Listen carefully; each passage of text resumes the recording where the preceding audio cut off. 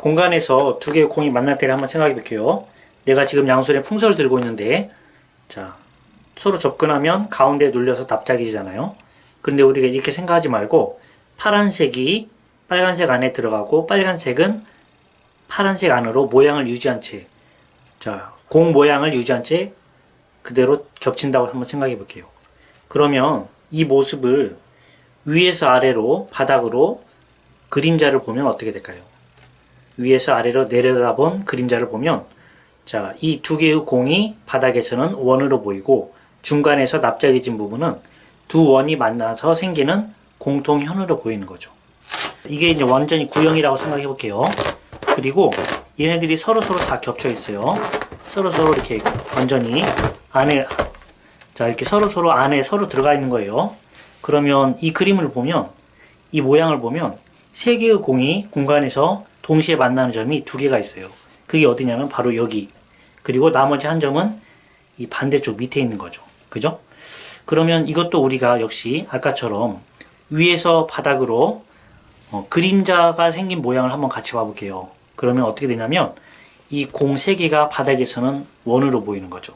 그러면 우리가 이 공간에서 세 개의 공이 만나는 이 점을 바닥에서는 어떻게 찾을 수 있을까요?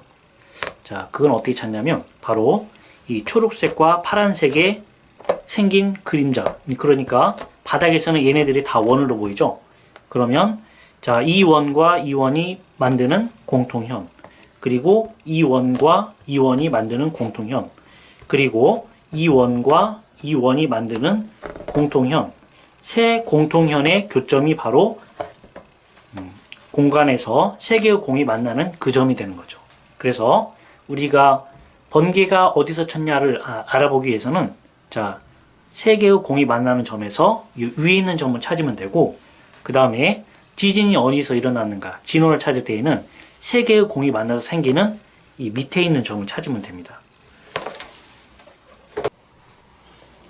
예. 지금 지오지브라를 이용해서 공간에서 세 개의 공을 그려놨습니다. 그죠? 공간에 세 개의 공을 그려놨고, 이 공을 위에서 아래로 내려다본 그림이 바로 이 그림이 되겠습니다. 그러면 여기 보시면 아까 바닥에서 생긴 세 원의 공통현의 교점이 바로 공간에서 세 공이 만나는 점이라고 했는데, 자, 거기에 대해서 한번 간단히 보도록 하겠습니다. 자, 여기 있는 A라는 원을 한번 움직여 볼게요. 자, A라는 이렇게 아무리 움직여도 세 공통현의 교점이 한 점에서 만난다는 게 보이죠? 그죠? 자, 이번에는 B라는 원을 한번 움직여 볼게요. 자, B라는 원을 아무리 움직여도 역시 세 원의 공통현의 교점이 한 점에서 만난다는 걸 알 수가 있습니다. 그죠?